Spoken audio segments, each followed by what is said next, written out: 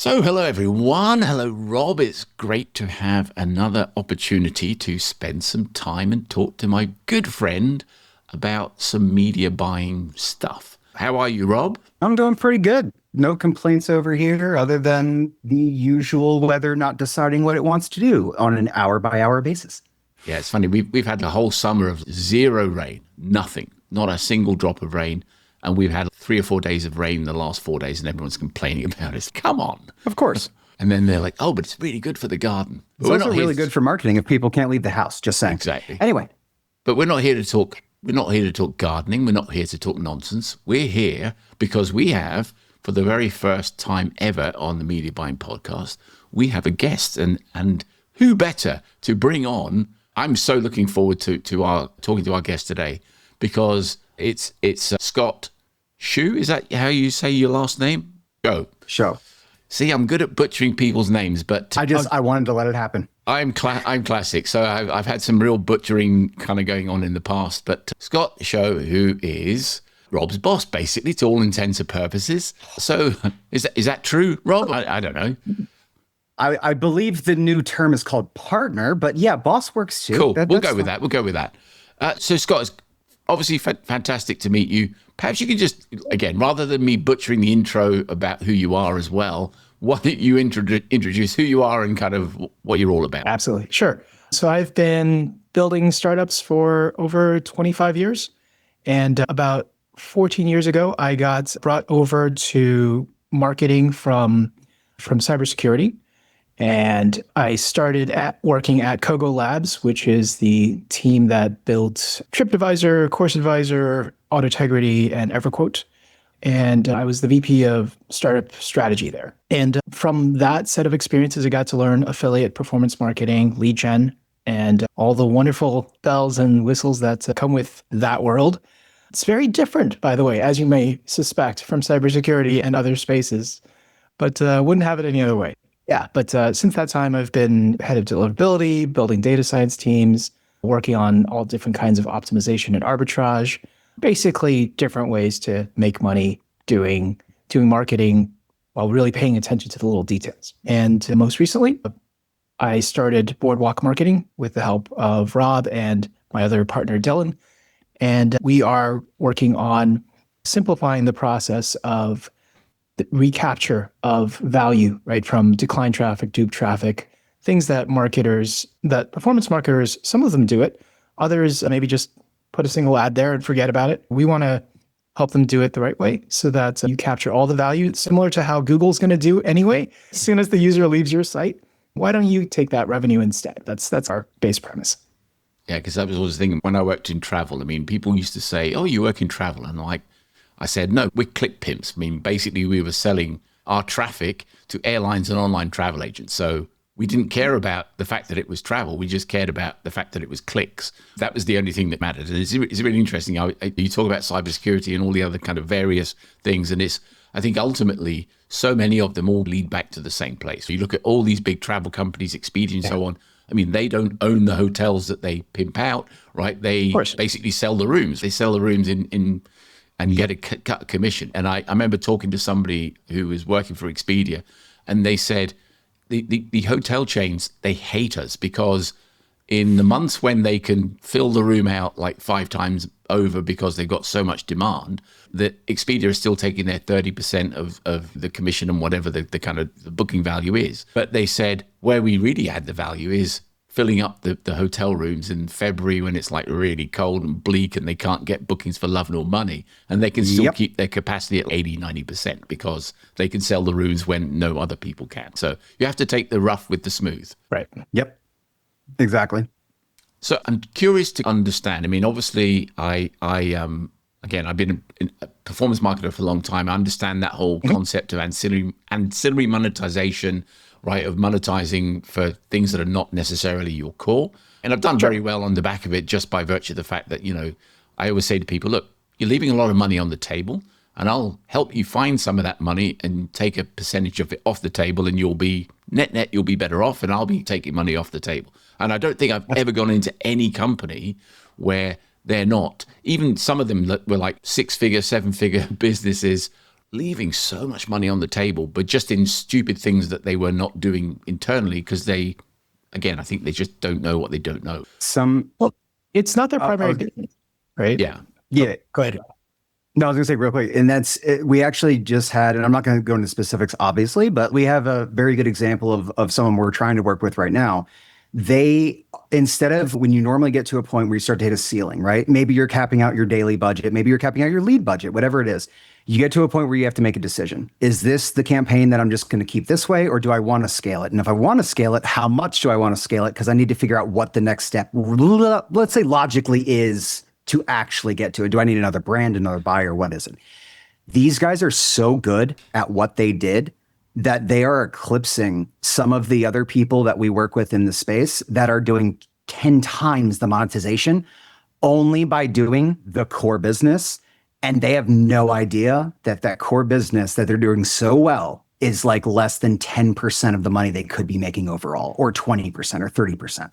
There's so much on the table because, like you said, they do not know. They know the leads. So how much of what you do, you guys at Boardwalk do, is education? Because again, if people don't know what they don't know, right? You can walk in and go, look, you're leaving all this money on the table. They're like, nah, we're not. We're cool. How does it like work? If I was going to go out and say, hey, I want to kind of talk to you guys about putting an offer wall up or something like that and help me with my exit traffic or whatever it is, how would that work? Sure. What would that look like? Yeah, so we try to keep it as simple as possible. So if it's just the exit traffic scenario, we would check to see your familiarity with how you source ads, right? So if you have offers, because you already have a ad network relationship, which many people do, pretty straightforward, right? Instead of having a static page, we load those into the system, tell the AI it's okay to experiment with this section of the sites, and off it goes, right? And it starts figuring it out. And then it will do some pretty advanced stuff, generalizing. But Jim, I think in the past, when you consulted with companies to build their exit experiences, you were looking for the exit experience that works best with the overall traffic first. And then maybe you specialized, here's one version for Facebook, here's a version for email or something like that, right? Ours will look at that plus state, plus browser, plus anything you put in the URL parameters and take the cross product of all of those things. So we might treat, women from Texas on an iPhone differently than men from Facebook from New York, et cetera, right? And as long as those different groups have a different preference, we will cater to them and hyper-personalize to that target. So that's the thing you couldn't really do in spreadsheet land, right? It's just a little too many tabs to really make sense. And we do that on a near real-time basis. So every hour, you definitely see different things being played with and et cetera. Yeah, because I always look at the context of location and device and all that being such a powerful kind of part. I mean, there's the Jim that sits at home in the dark office, right, with no windows, on a big kind of 49-inch monitor, right, with a DSLR camera and all that sort of stuff. And then I pick up my phone. So right now. Yeah, like now.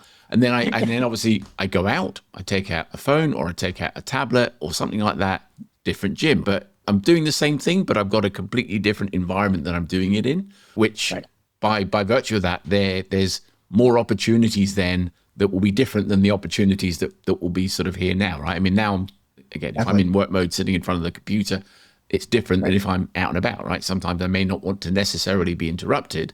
And it's really interesting, how people don't realize that the like a cell phone is probably the most powerful device that everyone has. And it's even when they go for a piss or a crap, right? They're communicable, right? Again, I go to the toilet at 3 o'clock in the morning. I'll pick my phone up to take it with me. I'm thinking, who's going to call me at 3 in the morning, right? Nobody. For starters, I've switched my phone on to kind of do not disturb, right? So that's never happening anyway. But it's just like it's a force of habit. I'm just so used to doing it, right? And But I think also that there is this sort of situation where, there's I don't know if you've ever heard of something called Johari's window. It's two guys, one called Joe, one called Harry. And it was basically about these 4 quadrants of what you know about yourself, what other people know about you, what you've shared about yourself, and what other people have shared about you. And you kind of like move around the quadrants and you get a better version of yourself by sharing information. So people will only share information with you if you've shared information with them, right? And I think in some respects, it's almost like in our world in performance marketing, it's a little bit like that, right? I've got my first party data, right? And some people go, I'm not telling anyone about all this stuff that I've got, right? And I'm like, well, then you're complete and utter idiots, right? Because that data enriched with other people's data becomes even more powerful. And I'm sure that that must be what you guys at Boardwalk kind of like can capitalize on, is the collation of the kind of various bits of data that kind of exist everywhere, bring it all together to put things in front of people that they didn't really realize they needed. And that is absolutely a key part of what we do. And it's also not unique, right? Because Google does this, Meta does this, et cetera. I think one of our big differences is that we've taken that very complicated set of things, put it into a very user-friendly package so that somebody who doesn't code, doesn't have any engineers, doesn't have any data scientists, can still realize these benefits and have that same strength of algorithm working on their behalf. And that is how we're trying to hopefully, right, upend the marketing world. But to your question about how much consulting and training we have to do, the scenario I described was the ideal customer who already kind of has these things in place. They just need it automated and upgraded, right? There's definitely a lot of folks, like you said, right, who don't do anything. And those folks, it might be a matter of, we can make introductions. That's easy, right? But the big thing is talking them through what that process is like, right? How to reassure them that this is not going to cannibalize your existing business. In fact, actually, for a lot of folks, this is a way to extend your ongoing engagement and conversation with customers. So, for example, I come from an auto insurance background. You can sell somebody auto insurance every 6 months, right? That's the typical renew cycle.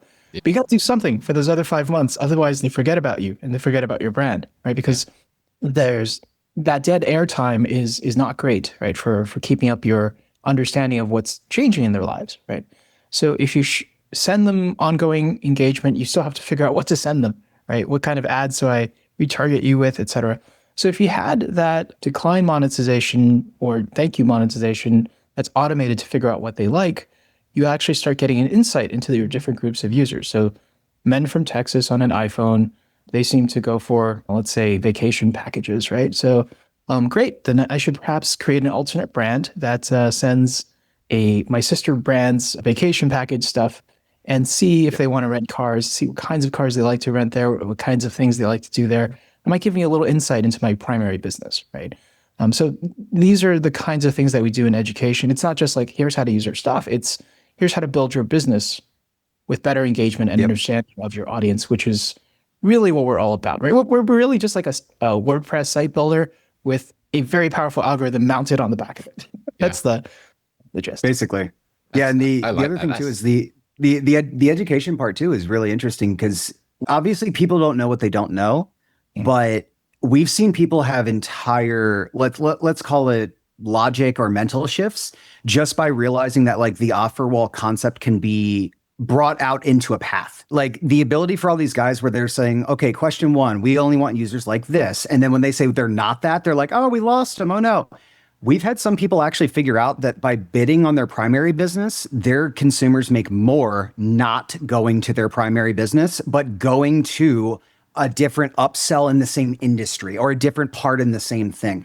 They never would have known that without testing, and they also never would have tested it because they're always pigeonholed into their core. It's like when I worked for a travel company, it became really apparent to me that the most expensive traffic in travel was for things like hotels, right? Hotels, if you wanted to do 5-star hotels in New York or something like that, then the cost of a click was like $5, $8, something like that, crazy money. But what we realized was that, we would be able to buy flight traffic for say 30, 40 cents. And then we could use like as the sort of site links or asset, whatever they are now, I don't know what Google call them now, right? But basically we would have 4-star hotels in New York, 5-star hotels, because we know somebody's going from London to New York. We've already sorted out their inquiry based on that. We could have those as the site links, 3, 4, 5-star hotels in New York. We could also do, airport transportation to and from, package tours, all sorts of stuff, right? So we had all these additional upsells that we just kept loading into the site links, right?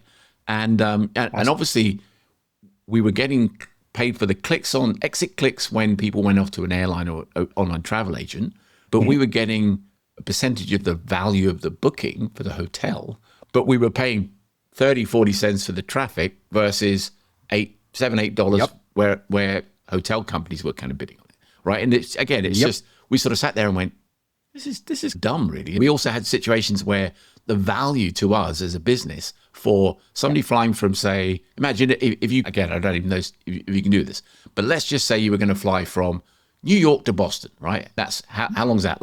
40-minute flight, something like that, yeah? Yeah. And to us as a business, that one, if it was one person traveling on their own, New York to Boston one way, it was just as valuable as somebody taking their whole family on a safari to Africa for 2 weeks. Yep. And I'm thinking, it was still worth however much we got paid for that click. And I'm like, why are we not like taking the decision about, if it's this, we'll take the money for the click. If it's this, we'll take the money for the value of the booking, right? And we're throwing the dice a little bit, because some of those clicks into, exotic holidays may turn into nothing, right? But I'd rather kind of have a chance at getting something over the line, right? So, again, Exactly. you have to kind of talk to the commercial people to basically say, when you're going out pitching deals, you need to pitch a different proposition than the one that we have now, right? Rather than just buy the traffic, right? It's like, because somebody was doing what we were doing, right? They would buy our traffic for like 20 cents and then put the whole package together and kind of do the back end stuff. And we thought we're getting stiffed here, right? Completely. Yeah. Yep. Everyone, they look at the fact that they understand the flow, and everyone else knows the same flow. Traffic comes in, traffic either monetizes, doesn't monetize, but eventually it's gone. The problem is every single time they don't stop thinking about it after it's gone. The second they know it's not going to convert, they go, I don't care what happens with this anymore. And I'm like, really? What if I gave you like half the money you would have made, and you also don't have to service anything? Yeah. Do you care now? Right. Yeah, like now it makes sense. So it's like the back end and the payment terms too, right?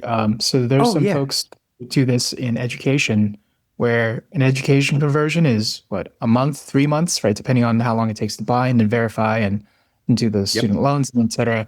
So instead, why don't you have some link out offers for your decline traffic that pays net 7, right? Does that sound good?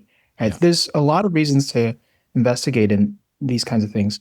And then just to bring it further back to media buy, what this does for you is, by creating a stream of revenue out of your non-converting duplicate traffic, it encourages your media buyers to go buy traffic that in theory would have been lower margin, right? Because it was going to convert less. Well, those still might contain new users that you didn't acquire, right? So if you can buy from every corner of the internet, this is how you dominate an entire vertical, right? This is how you take a company public, is by creating that ability for your team to monetize everything. Right? This is a view I feel like is still not generally understood out there, even from very large companies doing very well in particular verticals. and they see it every day. Yeah, because I see companies raising money, right, because they need better cash flow, and you're thinking, like, it's all there. The opportunity to make the money is there, as you say. That was the thing I hated. I used to work in travel as an affiliate. I'd work with hotel chains like Hilton and all these sort of big companies, and I was probably, I think, the second biggest affiliate publisher that Hilton had, right?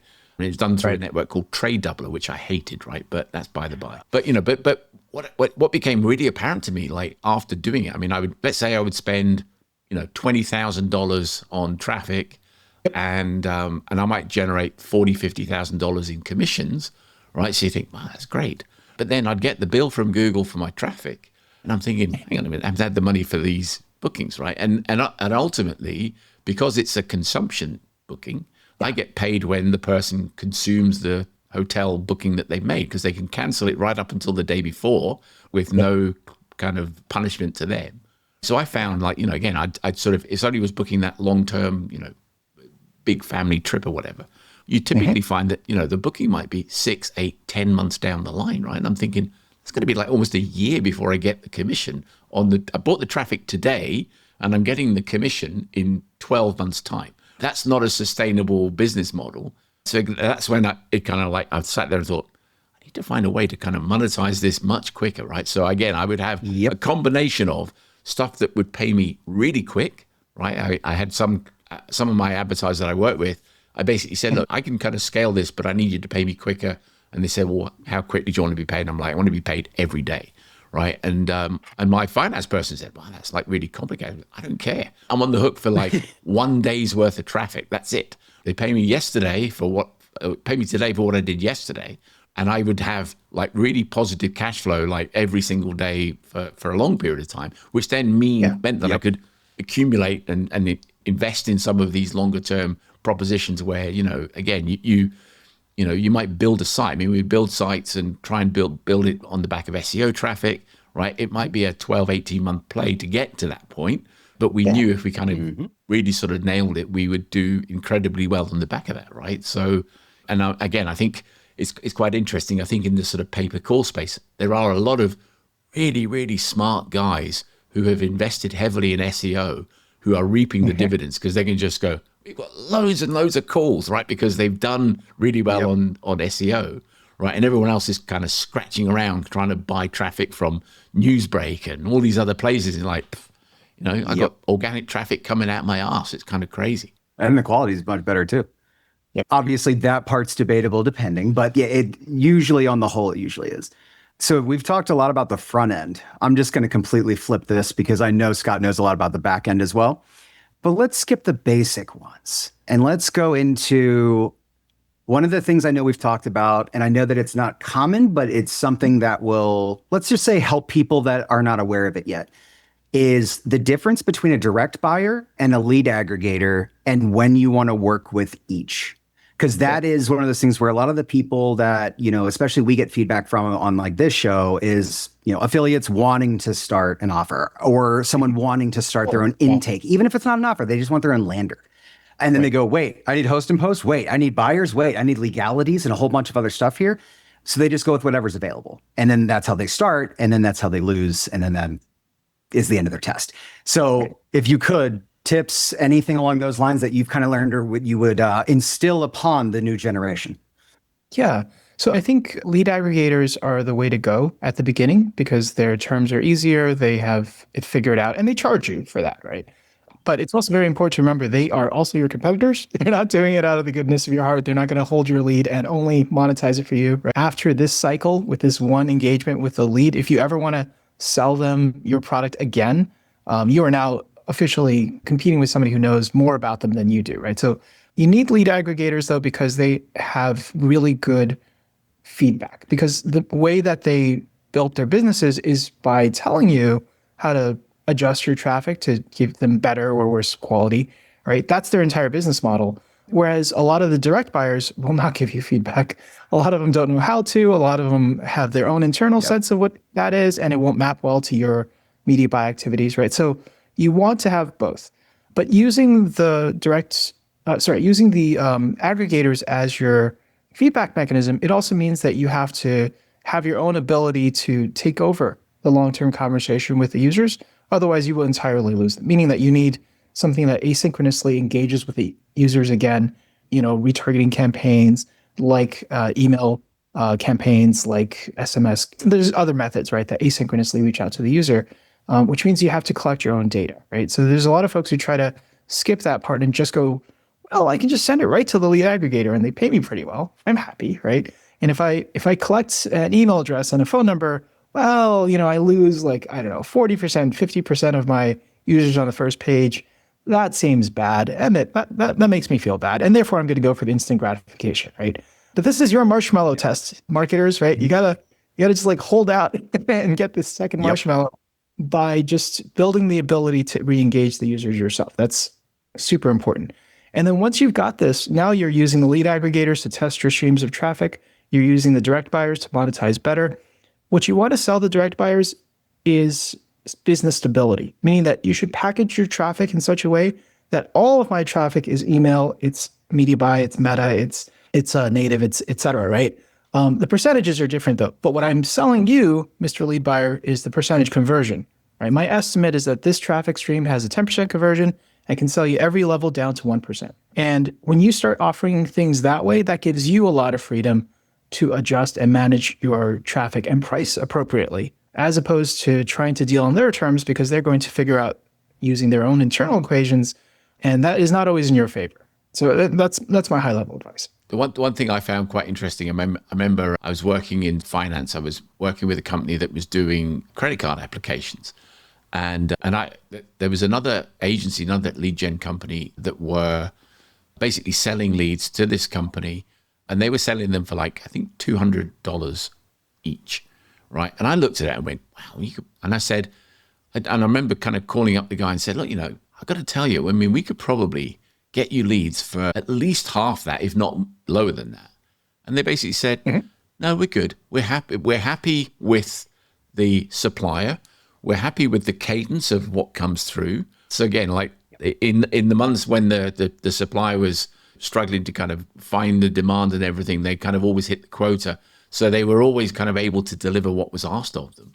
Right. So it was kind of, and I just assume everyone thinks it's a race to the bottom. And I don't necessarily think that's the case. Right. I think sometimes if you do have a direct buyer, they want the surety of knowing that if they need 12 leads a day or something like that, that you can provide them with 12 leads a day, come hell or high water. That's what they want. Right. And that's priced at a premium, which is the great part of it ought to be. But again, I think some people don't price it at the premium. They don't factor Oh, no, they definitely don't. Yeah. And that's, and honestly, like I've talked to a decent amount of buyers that, and they have logical resistance to that concept, right? Like, and I understand that, but once you look at it for what it is and you realize what it provides, there is no illogical aspect of it. Like it provides you the stability that now you can actually project your revenue. You can actually project your cost.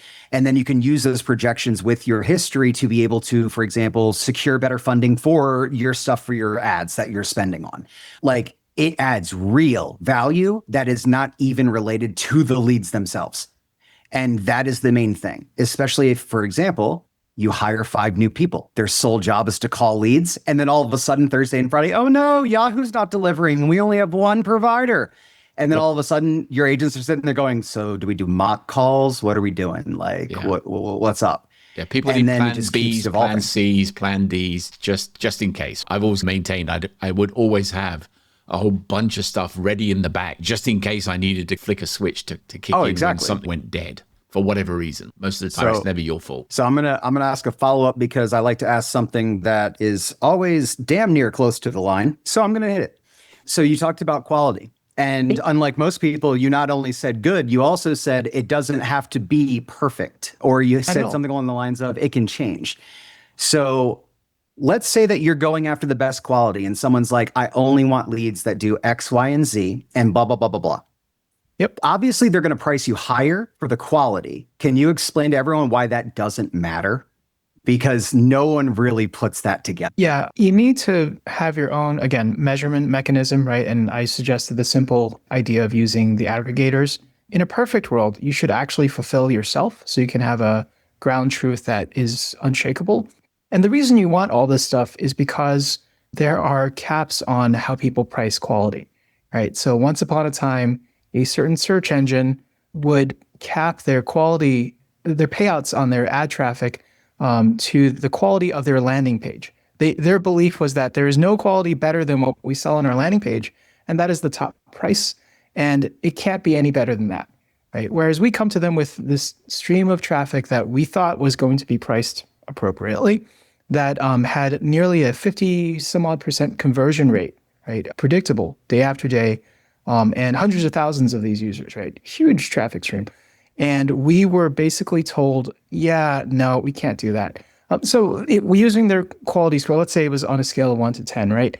I would argue 10 is the worst quality score you can get because it means that you are probably losing some value somewhere because it might actually really be a 20 or maybe a 50, but you're not being paid for that. You're being paid for 10, right? So actually 9.9, I would argue, is the best quality score that actually exists because then you know you're right priced in that particular marketplace. And so I'm just using that analogy as a way to think about other lead buyers and so on. It's that you can't entirely trust their sense of quality. So you need to play into their desire for business stability and predictability and price according to that. And that might mean packaging a bunch of leads together. That might mean selling them some percentage of leads that are exclusive and some percentage that are not exclusive, right? But they will absolutely be happy to price themselves into the right level if you have the ability to deliver predictably. That's the key thing that I think that opens up all the doors and all the channels, right? So, yeah. So what are the big verticals for you guys? Do you have a sort of, you've talked about EDU a few times. Is that kind of one of your big kind of verticals? Is that sort of like something that does well for you and the people you work with? Not currently. Not right now. We don't actually have any EDU. We know EDU very well. We know some folks who are in the process of setting up tests and stuff like that. But I would say right now, finance, we see a ton of that.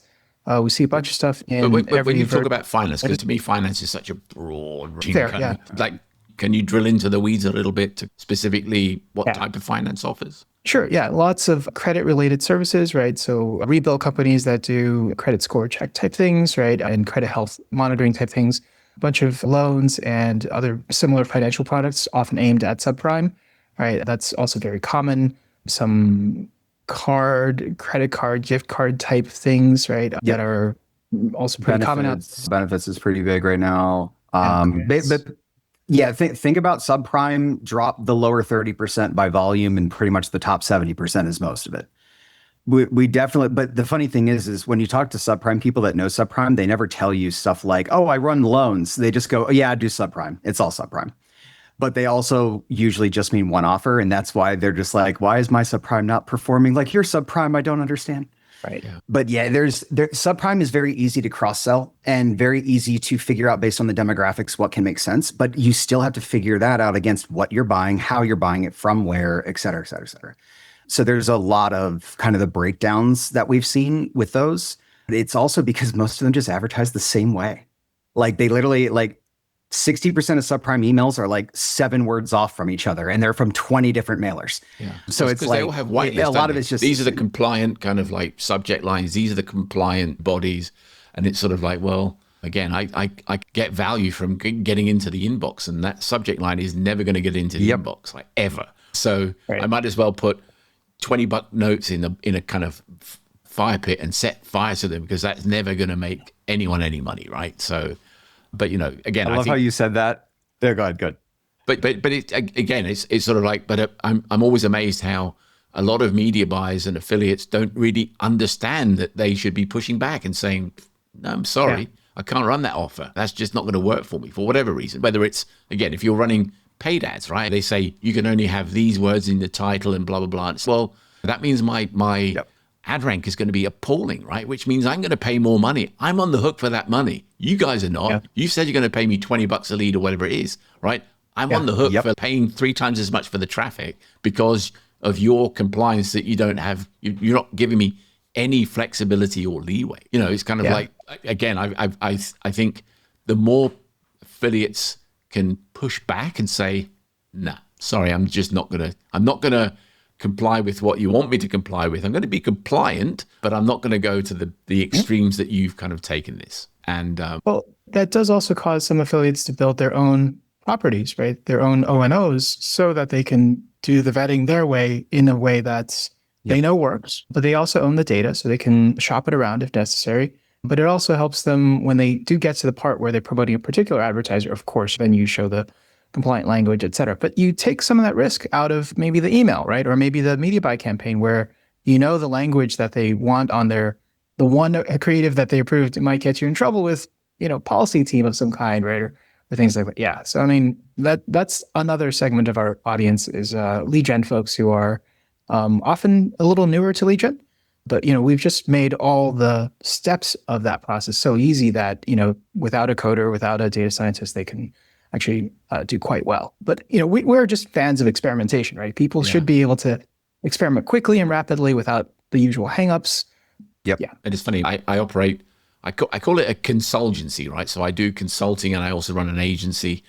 But what's really interesting, some of the consulting clients that I've picked up in the past have been sort of like, they've been single channel agencies. So they only did Facebook ads, or they only did native or whatever it might be. And what they realized was that more and more of the clients that they were working with were going, can you do this for me? Can you do this for me? And they would say, well, we only do Google ads, or we only do whatever. And I actually, I keep thinking, wow, I priced that so badly. I got approached by a big agency, huge in Facebook ads. And they wanted me to come in and do 2 days on-site consulting. They were based in LA. So I flew out. I was going out to LA anyway. So I said I would go and do 2 days in their office, drove to the office, parked the car, went in, spent 2 days on site with them, and basically trained them everything that they needed to know about running Google ads, because they didn't run any Google ads at all, didn't understand it, didn't get it, right? So I spent 2 days on site with them. And then they sold for like, I think 15 million or something stupid like that, because they had an additional string to their bow than just their core competency, which was Facebook ads. All of a sudden they were exceedingly more valuable because they had more revenue opportunities that they were able to bring to the table, got new clients, right? They'd bring the clients in for just Google ads and then sell them Facebook ads, and then bring them in to do Facebook and sell them Google. And it became, and I thought, I did 2 days of consulting. My kind of day rate was pretty high, but it's like what I got paid versus what they made, nowhere near anywhere close to the numbers. It's one of those things, you just get what you get. Right. Exactly. But it's interesting. I think you obviously your background is being like growing companies to sell. Is that sort of what your plans are with Boardwalk? Do you have specific end goal in terms of what you're looking to do with it? It is a experiment in a weird time, right? Where I think of it as being in the middle of the Industrial Revolution, except it's AI driven. It gives us an incredible place to study the American consumer and figure out what to build from here, right? So thanks to Rob, a lot of his research and efforts, we are now a fully AI-enabled engineering shop, which means that we have this weird problem where we can build so much faster than we can actually sell, in the sense that we could build multiple other products out there in a day, 2 days, maybe 3 days with Qt. Yeah. It's very strange. So I don't know what the right answer is. We'd be open to selling if they come up with a large enough number, but it's a really great place to experiment. Again, we're fans of experimentation. I think that's really what our core ethos, right, that drives everything.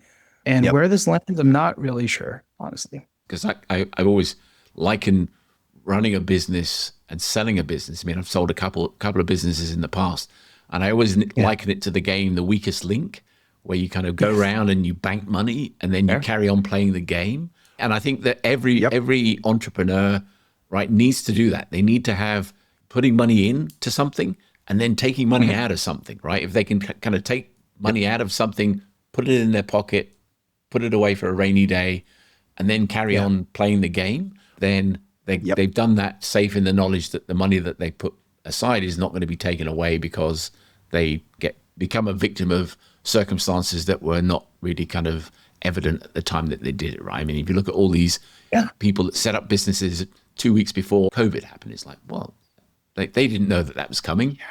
And again, I mean, there was obviously some great winners from that and some hideous losers from that. And I always look at it, I bet you a lot of the winners were people in performance marketing and affiliate that just pivoted to do something different than what they had been doing. Again, I used to work almost exclusively in travel for a period of time. And I'm like, wow, I'm so glad I didn't stay in travel just exclusively when there's no flights going anywhere for a long period of time. So selling flights was probably that would have been kind of bad. Such a cool thing to do, right? But again, I had pivoted into stuff where curbside delivery was a really big thing because people didn't want them anywhere near the house.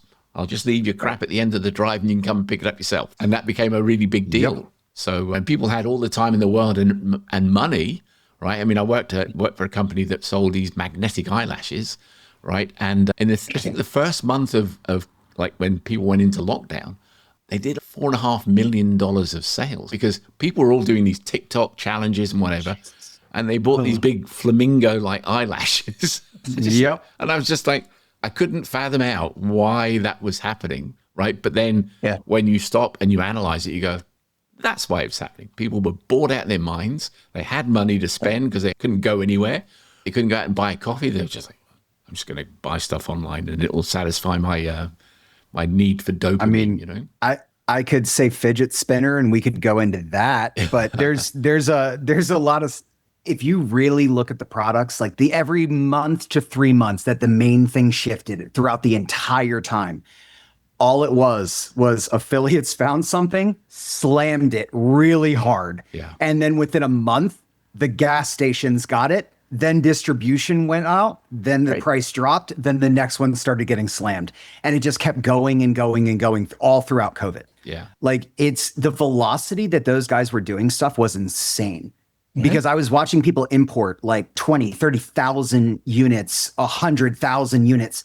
And literally by the time it leaves and gets here, they already sold the next container that had not even shipped yet. Yeah. And I'm just like, and then by the time that gets here, all the orders are going to cancel because we're on to the next fad. But I get, like, remember when that sort of boat got grounded in the canal when I think it was the Suez Canal. Oh, yeah. Through, right. And all of a sudden, all the kind of stuff from China that was coming in on the boats in the South China Sea couldn't come in. So they were like, all of a sudden, they were like, they jacked the price of shipping a container from China from $4,000 to $20,000. So all of a sudden, the really low ticket items that were coming in on boatloads, they were like, well, we're not going to prioritize them. We're going to kind of bring in the really expensive white goods that are selling for like $5,000, $6,000, $7,000 because we know we can kind of bring them in and sell them. And then that particular container is far more valuable to us. And again, I mean, I'm sure it's all sorted itself out now to an extent. But, you know, with the whole tariff stuff at the moment, it's just like it's all up in the air. And people don't really know. But has it really? What? But has it really sorted itself out, or has it just kept changing in different ways? I'm just like the eternal optimist, Rob. Oh yeah, no, that's fine. But I'm here to bring that back down to reality. Okay, thank you. Because if you think about it, and it took me a while to put this together as well. Was first it was that, then after that the boats got held off the coast for a while. Yeah. And then when that happened, all the stuff that could expire did. So they shipped another, and then that also got held. Yeah. So it's like you watch that and you're like, oh, damn, look at all that money that just got screwed. We lost this. Like, that's going to be a hit. And then as soon as we let it through, all of them came in, and then they had to drop off all the products that are now basically either dead, didn't work, weren't good enough anymore, whatever it was. But now there's nowhere to put it. And since in the last 5 or 6 years, we stopped a lot of the stuff going that way, there was no priority to send it. So then they just sit there and they're like, I don't understand. And we're sitting there going, dude, John from Kansas needs his fidget spinner right now. Yeah. Like, we need it. And it's like you look at some of the supply chain sort of challenges that you have. I worked with a company that was based in Florida that sold smoothie delivery service. So it's a product that arrives in a cardboard box full of ice packs. They put it into the freezer and then forget about the fact they've even got it, right? So, and then the next box comes and they go, I've got no space in the freezer because there's another box full of stuff that I'm just going to put in the freezer, right? But because it's a sort of a food raw material, right? They have to buy all the coconuts and pineapples from people in Sri Lanka, and they have to plan 18 months, 2 years ahead, because you can't just go, well, let's just make another 17,000 tons of coconuts. Like, just doesn't happen. Right. So you have to really plan ahead to do that. Same with if you're doing a meat delivery service like an Omaha Steaks. I mean, they don't just go out and chop up a couple of steaks and stick them in a freezer pack. Right. I mean, they have to plan ahead as to how many cattle they need to have born and raise and everything else. That's just huge. I mean, the supply chain for some of that stuff is just insane.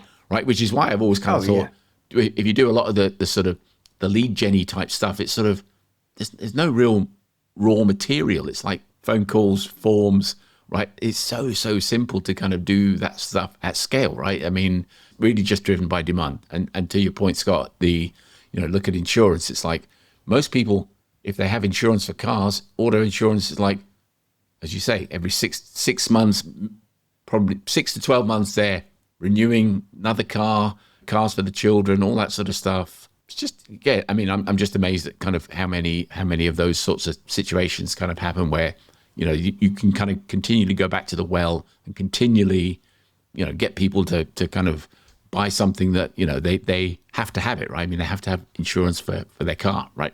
No matter what. I do think we have a raw material, which is people's attention.